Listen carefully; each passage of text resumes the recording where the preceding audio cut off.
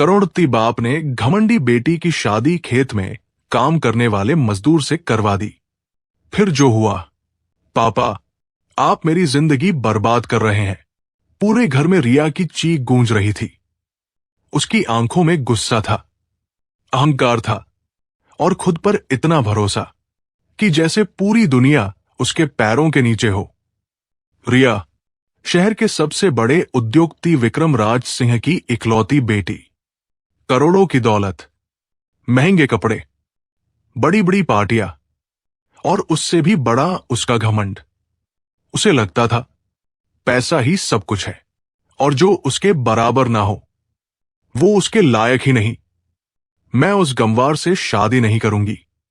रिया ने गुस्से में टेबल पर रखा ग्लास फेंक दिया। कांच टूटकर पूरे फर्श पर बिखर गया, जैसे उसके अंदर का गुस्सा भी बिखर गया हो। विक्रम राज सिंह शांत खड़े थे, लेकिन उनकी आंखों में आज एक पिता नहीं, एक सख्त फैसला दिखाई दे रहा था। शादी होगी और उसी से होगी। उन्होंने ठंडे लेकिन भारी स्वर में कहा। क्यों? आखिर क्यों? रिया चीखी। उसकी आवाज में दर्द कम और घमंड ज्यादा था।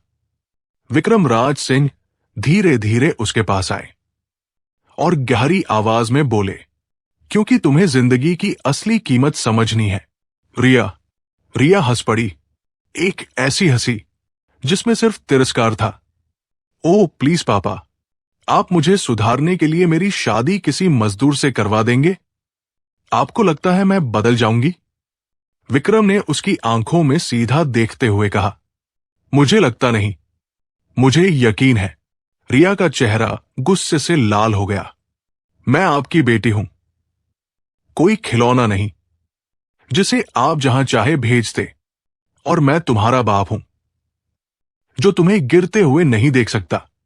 अगले दिन शहर से दूर हरे भरे खेतों के बीच एक लड़का कुदाल चलाते हुए मिट्टी पलट रहा था। धूप तेज थी, पसीना उसके चेहरे से बह रहा था, लेकिन उसके चेहरे पर अजीब सी सख्ती थी, जैसे जिंदगी ने उसे जल्दी बड़ा बना दिया हो। नाम था शौर्य। साधारण कपड़े, लुंगी और हल्की सी गंजी, हाथों में मेहनत की कठोरता और आंखों में एक गहराई। उसी वक्त एक बड़ी काली गाड़ी धूल उड़ाती हुई खेत के पास आकर रुकी। गाड़ी से उतरे विक्रम राज सिंह। शौर्य ने कुदाल रोकी और तुरंत सीधा खड़ा हो गया। नमस्ते साहब। विक्रम ने उसे गौर से देखा। इस बार उनकी नजरें ज्यादा देर तक टिकी रहीं, जैसे वो उसे परख रहे हों। कैसे हो? जैसा काम वैसी जिंदगी। शौर्य का जवाब छोटा था लेकिन सीधा था। विक्रम हल्का मुस्कुराए। शादी करोगे? शौर्य ने तुरंत जवाब नहीं दिया। उसने कुदाल जमीन में गाड़ दी और कुछ पल तक चुप खड़ा रहा। फिर बोला, लड़की कैसी है? विक्रम ने पहली बार थोड़ा झिझकते हुए कहा। थोड़ी जिद्दी है, लेकिन दिल बुरा नहीं है। शौर्य ने हल्का सा सिर झुका लिया। अगर निभानी हो तो शादी करनी चाहिए, वरना नहीं। विक्रम ने सीधे कहा। लड़की मेरी बेटी है। इस बार शौर्य ने उनकी तरफ देखा, लेकिन उसके चेहरे पर ना लालच था, ना हैरानी, बस एक गहरी सोच थी। आप जैसा ठीक समझे। विक्रम ने उसके कंधे पर हाथ रखा। यह रिश्ता आसान नहीं होगा। शौर्य ने शांत लेकिन मजबूत आवाज में कहा, मैं आसान रास्तों का आदी नहीं हूं। उधर रिया अभी भी गुस्से में जल रही थी। मैं उस मजदूर से शादी नहीं करूंगी। मैं मर जाऊंगी, लेकिन ये शादी नहीं करूंगी। उसकी सहेली ने समझाने की कोशिश की। रिया, तुम्हारे पापा जो करते हैं, सोच समझ कर करते हैं। रिया झल्ला उठी। बस करो। एक मजदूर और मैं, ये कोई मजाक है क्या?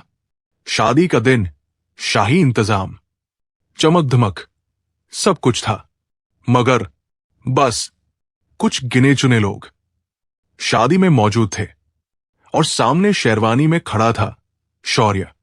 रिया लहंगे में सजी धजी बेहद खूबसूरत लग रही थी। उसने शौर्य की तरफ देखा और नजर फेर ली और मन ही मन बोली, ये मेरी जिंदगी है। पंडित ने मंत्र पढ़ना शुरू किया। फेरे होने लगे। हर फेरे के साथ रिया का अहंकार धीरे धीरे पहली बार सवालों में बदलने लगा और शौर्य हर फेरे में उतना ही स्थिर था जैसे वो किसी वादे को निभा रहा हो। फेरे पूरे हुए, शादी हो गई। शादी के बाद रिया पहली बार शौर्य के घर पहुंची। मिट्टी का छोटा सा घर, टूटी चारपाई, चूल्हा और चारों तरफ सादगी। रिया का दिल जैसे रुक गया। मैं यहां रहूंगी, शौर्य ने सीधे कहा। हां, रिया ने चारों तरफ देखा और पहली बार उसकी आंखों में डर साफ दिखाई दिया। तुम जानते भी हो मैं कौन हूं? शौर्य ने शांत स्वर में कहा। नहीं, लेकिन जान जाऊंगा। रिया चौंक गई। मतलब, अभी तुम खुद भी तो नहीं जानती। ये सुनकर रिया एक पल के लिए चुप हो गई, लेकिन फिर उसने मुंह फेर लिया। पहली रात रिया जमीन पर बैठी थी। पापा, आपने मेरे साथ ये क्या किया? उसकी आवाज टूट रही थी। उधर शौर्य बाहर बैठा था। इस बार उसकी आंखों में शांति कम और जिम्मेदारी ज्यादा थी। सुबह रिया की नींद खुली और जैसे ही उसे अपनी सच्चाई याद आई, उसकी आंखें भर गई। बाहर शौर्य चूल्हे पर खाना बना रहा था। रिया ने पहली बार ध्यान से देखा। उसके हाथों में मेहनत थी, लेकिन हर हरकत में एक सलीका भी था। तुम ये सब रोज करते हो? हां, कोई मदद नहीं करता। रिया चुप हो गई। कुछ देर बाद शौर्य ने खाना सामने रखा। खा लो, रिया ने देखा और पहली बार उसका अहंकार उसके पेट से टकरा रहा था। मैं ये नहीं खा सकती, भूख सिखा देगी। रिया को यह बात चुभ गई, लेकिन उसने कुछ नहीं कहा। दोपहर में शौर्य खेत चला गया। रिया अकेली रह गई। शाम शौर्य वापस आया। रिया चुप बैठी थी। कुछ खाया? नहीं, शौर्य ने कुछ नहीं कहा। इस बार रिया ने धीरे से रोटी उठाई। पहला कौर और आंखों से आंसू गिर पड़े। लेकिन इस बार ये सिर्फ मजबूरी के आंसू नहीं थे, ये टूटते हुए घमंड के आंसू थे। रात गहरी हो चुकी थी, लेकिन रिया की आंखों में नींद नहीं थी। वो छत की तरफ देख रही थी और पहली बार अपने ही सवालों से घिर गई थी। क्या मैं सच में इतनी कमजोर हूं? सुबह हुई, लेकिन आज की सुबह अलग थी। ना कोई गुस्सा, ना कोई चीख, बस एक अजीब सी शांति। रिया उठी और बिना सोचे बाहर चली गई। शौर्य पहले से ही चूल्हे के पास बैठा था, जैसे हर दिन, बिना थके, बिना शिकायत। रिया कुछ पल उसे देखती रही, फिर धीरे से बोली, मैं मदद कर दूं? शौर्य ने उसकी तरफ देखा। इस बार उसकी आंखों में हल्का सा आश्चर्य था। तुम कर पाओगी? रिया ने नजरें झुका ली। कोशिश करूंगी। शौर्य थोड़ा सा हट गया और उसे जगह दे दी। रिया पहली बार चूल्हे के पास बैठी। हाथ कांप रहे थे। आटा सही से बेल नहीं पा रही थी। रोटी टेढ़मेढ़ी हो रही थी और जब उसने उसे तवे पर रखा तो कुछ ही सेकंड में जल गई। रिया खुद को रोक नहीं पाई। हल्का सा हंस दी। ये तो कोयला बन गया। शौर्य के होठों पर भी हल्की मुस्कान आई। पहली बार में कोई सही नहीं करता। रिया ने पहली बार बिना झुंझलाए जवाब दिया, तो तुम सिखाओगे? शौर्य ने शांत स्वर में कहा, अगर तुम सीखना चाहो तो। दिन बीतने लगे और धीरे धीरे रिया बदलने लगी। अब वो सुबह खुद उठती, घर साफ करती, पानी भरती और कभी कभी शौर्य के साथ खेत तक भी जाती। गांव की औरतें उसे देखकर हैरान होती। अरे शहर वाली बहू, अब काम भी कर रही है। कोई मुस्कुराता, कोई ताना मारता, लेकिन इस बार रिया को फर्क कम पड़ रहा था, क्योंकि पहली बार वो दूसरों को नहीं, खुद को देख रही थी। एक दिन धूप बहुत तेज थी। रिया खेत में खड़ी थी। पसीना उसके माथे से बह रहा था। हाथों में छाले पड़ने लगे थे। उसने थककर कुदाल छोड़ दी। तुम रोज ये सब करते हो? रिया बोली। शौर्य मिट्टी पलटते हुए बोला। हां। रिया ने गहरी सांस ली। थकते नहीं? शौर्य रुका और बिना उसकी तरफ देखे बोला। थकान शरीर को होती है, हार मन को होती है। रिया कुछ पल चुप रही, फिर धीरे से बोली, और अगर मन ही हार जाए? इस बार शौर्य ने उसकी तरफ देखा। तो फिर कोई भी जीत काम की नहीं होती। रिया के अंदर ये बात सीधे उतर गई। उसने पहली बार महसूस किया कि यह आदमी सिर्फ मेहनती नहीं, सोच में भी गहरा है। शाम को दोनों घर लौट रहे थे। रास्ता कच्चा था। अचानक रिया का पैर फिसला और वो गिरने ही वाली थी। तभी शौर्य ने उसे पकड़ लिया। दोनों कुछ पल के लिए बेहद करीब थे। रिया की सांसें तेज हो गई। उसने पहली बार इतने पास से शौर्य की आंखों में देखा। वहां कोई दिखावा नहीं था, कोई लालच नहीं, बस सच्चाई थी। वो तुरंत पीछे हट गई, लेकिन उसका दिल अब भी तेजी से धड़क रहा था। रात को रिया चुपचाप बैठी थी।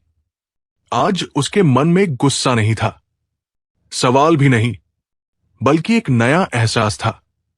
ये इंसान ऐसा क्यों है? क्यों कभी मुझे नीचा नहीं दिखाता? क्यों हर बार मुझे समझने की कोशिश करता है? उसके अंदर पहली बार किसी के लिए सम्मान पैदा हो रहा था। उधर शौर्य बाहर बैठा था, लेकिन आज उसकी नजरें आसमान पर नहीं, रिया पर थी। जैसे वो देख रहा हो कि वो बदल रही है, और शायद यही वो चाहता था। अगले दिन रिया खुद से पानी भरने गई। बाल्टी उठाते वक्त उसके हाथ कांप गए और पानी गिर गया। वो वहीं बैठ गई। मुझसे नहीं होगा ये सब। उसकी आंखों में फिर से आंसू आ गए। तभी शौर्य उसके पास आया। उसने कुछ नहीं कहा, बस चुपचाप बाल्टी उठाई और उसके साथ चलने लगा। रिया उसे देखती रही। तुम कभी डांटते क्यों नहीं? शौर्य हल्का सा मुस्कुराया। डांटने से कोई सीखता नहीं, समझने से सीखता है। ये सुनते ही रिया की आंखें भर आई। उसने धीरे से कहा, मैंने तुम्हें बहुत गलत समझा। शौर्य ने कोई जवाब नहीं दिया, बस आगे चलता रहा। लेकिन उसके चेहरे पर हल्की सी नरमी आ गई थी। दिन और बीतते गए। अब रिया सिर्फ काम नहीं कर रही थी, वो इस जिंदगी को महसूस कर रही थी। गांव के बच्चों के साथ हंसना, औरतों के साथ बातें करना, खुद अपने हाथों से खाना बनाना, ये सब अब उसे बोझ नहीं लग रहा था, बल्कि एक सुकून देने लगा था। लेकिन इसी बदलाव के बीच एक सवाल बार बार उसके मन में उठता। ये शौर्य आखिर है कौन? उसकी सादगी, उसकी सोच, उसका आत्मविश्वास, सब कुछ किसी आम मजदूर जैसा नहीं था, जैसे वो कुछ छुपा रहा हो। लेकिन क्या ये रिया समझ नहीं पा रही थी। एक शाम रिया ने हिम्मत करके पूछ ही लिया, शौर्य, तुम पहले क्या करते थे? शौर्य कुछ पल के लिए रुका, फिर हल्का सा मुस्कुराया, जो अब कर रहा हूं। रिया ने तुरंत कहा, नहीं, मेरा मतलब है, क्या तुम हमेशा से यही थे? शौर्य ने उसकी आंखों में देखा और बोला, हर इंसान वही होता है जो हालात उसे बना देते हैं। यह जवाब सीधा था, लेकिन अधूरा भी। रिया को लगा वो कुछ छुपा रहा है, लेकिन उसने और सवाल नहीं किया, क्योंकि अब उसके अंदर जिद नहीं, समझ आ रही थी। रात को रिया आसमान की तरफ देख रही थी और सोच रही थी, अगर ये इंसान मेरी जिंदगी में पहले आया होता तो शायद मैं कभी ऐसी नहीं बनती। उसके होठों पर हल्की सी मुस्कान आई, लेकिन आंखों में एक हल्की सी कसक भी थी। उसी रात शौर्य भी बाहर बैठा था, लेकिन आज उसकी आंखों में हल्की सी बेचैनी थी, जैसे कोई फैसला बहुत जल्द सामने आने वाला हो। और सच में अगली सुबह सब कुछ बदलने वाला था। सुबह हुई, लेकिन आज सब कुछ अलग था। रिया की आंख खुली तो घर में अजीब सा सन्नाटा था। ना चूल्हे की आवाज, ना शौर्य। उसने इधर उधर देखा। कहां गए बिना बताए? उसके दिल में अचानक बेचैनी होने लगी। वो बाहर निकली, चारों तरफ नजर दौड़ाई, लेकिन शौर्य कहीं नहीं था। अब उसकी धड़कनें तेज हो चुकी थी। मुझे क्या हो रहा है? मैं क्यों परेशान हो रही हूं? उसने खुद से पूछा, लेकिन जवाब उसके पास भी नहीं था। तभी घर के बाहर अचानक एक काली चमचमाती गाड़ी आकर रुकी। धूल उड़ती हुई रुकी हुई उस गाड़ी को देखकर रिया ठिठक गई। यहां गाड़ी का दरवाजा खुला और उसमें से 3-4 लोग उतरे। सबके सब साफ सुथरे कपड़ों में, सूट बूट पहने हुए। उनका अंदाज किसी आम आदमी जैसा नहीं था। वे सीधे रिया की तरफ बढ़े। क्या आप रिया मैडम हैं? रिया एक पल के लिए घबरा गई। हां, लेकिन आप लोग कौन? उनमें से एक आदमी मुस्कुराया। हम शौर्य सर के लोग हैं, आपको लेने आए हैं। शौर्य सर? रिया के होंठ सूख गए। आपको हमारे साथ चलना होगा। अब रिया के पास सवाल बहुत थे, लेकिन जवाब एक भी नहीं। फिर भी उसके कदम खुद ब खुद उस गाड़ी की तरफ बढ़ गए, जैसे उसका दिल उसे आगे बढ़ने के लिए कह रहा हो। कुछ ही देर में गाड़ी एक विशाल हवेली के सामने आकर रुकी। ऊंचे ऊंचे दरवाजे, चारों तरफ सिक्योरिटी, अंदर तक जाती लंबी सड़क, और दोनों तरफ खड़े नौकर, जैसे किसी खास मेहमान का इंतजार हो। रिया गाड़ी से उतरी। उसकी आंखें हैरानी से फैल गई। ये कहां आ गए हम? उसके कदम भारी थे, लेकिन दिल उससे भी ज्यादा तेज चल रहा था। जैसे ही वो अंदर गई, नौकरों की कतार लग गई। सबने एक साथ सिर झुका दिया। नमस्ते मैडम। रिया एक पल के लिए रुक गई। ये सब उसके लिए नया नहीं था, लेकिन आज जो हो रहा था वो समझ से बाहर था। तभी ऊपर सीढ़ियों से किसी के कदमों की आवाज आई। रिया ने नजर उठाई और वही जम गई। सीढ़ियों से उतरता हुआ एक शख्स, सूट में, आत्मविश्वास से भरा, चाल में रौब, लेकिन आंखें वही शौर्य। रिया के होंठ कांपने लगे। ये नहीं हो सकता। शौर्य धीरे धीरे उसके पास आया। आज उसके चेहरे पर वही शांति थी, लेकिन उसमें एक सच्चाई भी जुड़ गई थी। रिया, अब वक्त आ गया है तुम्हें सब बताने का। रिया की आंखों से आंसू बहने लगे। तुम कौन हो? शौर्य ने गहरी सांस ली। मैं शौर्य मल्होत्रा, इस देश के सबसे बड़े उद्योगपतियों में से एक का बेटा। रिया के पैरों तले जमीन खिसक गई। नहीं, ये झूठ है। नहीं रिया, ये सच है। शौर्य की आवाज भारी हो गई। मैंने हमेशा एक साधारण जिंदगी जी, क्योंकि मैं जानना चाहता था कि लोग मुझे नहीं, मेरे होने को पसंद करते हैं या नहीं। रिया चुप थी, पूरी तरह टूट चुकी थी। शौर्य आगे बोला, और मैं तुम्हें कॉलेज से जानता हूं। तुम शायद मुझे याद भी नहीं करती, लेकिन मैंने तुम्हें हमेशा देखा है। रिया की आंखों में हैरानी भर गई। कॉलेज? हां, मैं वही लड़का हूं जो हमेशा पीछे खड़ा रहता था, जिसे तुमने कभी देखा ही नहीं। रिया के आंसू अब रुक नहीं रहे थे। मैंने तुम्हें दूर से चाहा, लेकिन तुम्हारे घमंड ने मुझे कभी पास आने नहीं दिया। रिया घुटनों पर बैठ गई। मैं कितना गलत थी। उसकी आवाज टूट रही थी। मैंने तुम्हें कभी इंसान की तरह देखा ही नहीं, सिर्फ तुम्हारे कपड़ों से जज किया। शौर्य तुरंत उसके पास आया और उसे उठाया। रिया, अगर तुम नहीं टूटती तो तुम खुद को कभी नहीं पा पाती। रिया ने रोते हुए कहा। तो ये शादी, ये सब?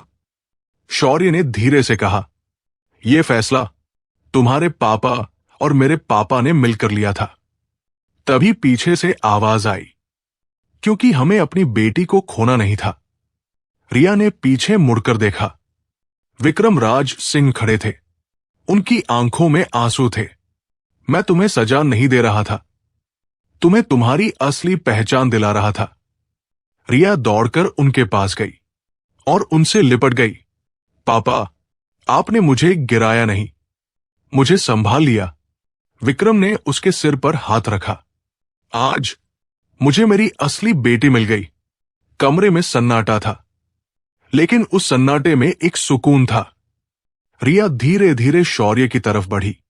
उसकी आंखों में अब घमंड नहीं, सिर्फ प्यार और सम्मान था। क्या तुम मुझे माफ कर पाओगे? शौर्य हल्का सा मुस्कुराया। मैंने तुम्हें कभी दोष दिया ही नहीं। रिया ने कांपते हुए हाथों से उसका हाथ पकड़ लिया। इस बार मैं तुम्हें तुम्हारे नाम से नहीं, तुम्हारे दिल से पहचानूंगी। शौर्य ने उसका हाथ मजबूती से थाम लिया। कुछ दिनों बाद वही रिया जो कभी घमंडी थी, अब उसी हवेली में थी, लेकिन उसके अंदर कोई अहंकार नहीं था। अब वो नौकरों से सम्मान से बात करती, गांव के लोगों की मदद करती, और सबसे बड़ी बात, अब वो खुद को समझ चुकी थी और उसके साथ खड़ा था उसका पति, उसका सच्चा प्यार। शौर्य, कहानी हमें यही सिखाती है, पैसा इंसान को बड़ा नहीं बनाता, संस्कार और दिल बनाता है। दोस्तों, अब आपके लिए सवाल, अगर आपके सामने भी सच इतनी देर से आता, तो क्या आप रिया की तरह अपने अहंकार को छोड़ पाते, या फिर सच जानकर भी अपने ही घमंड में जीते रहते?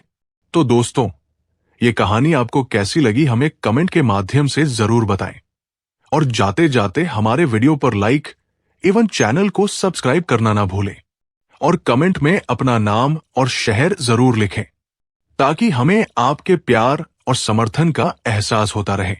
तो चलिए फिर मिलेंगे एक और दिल को छू लेने वाली सच्ची कहानी के साथ। जय हिंद, जय भारत।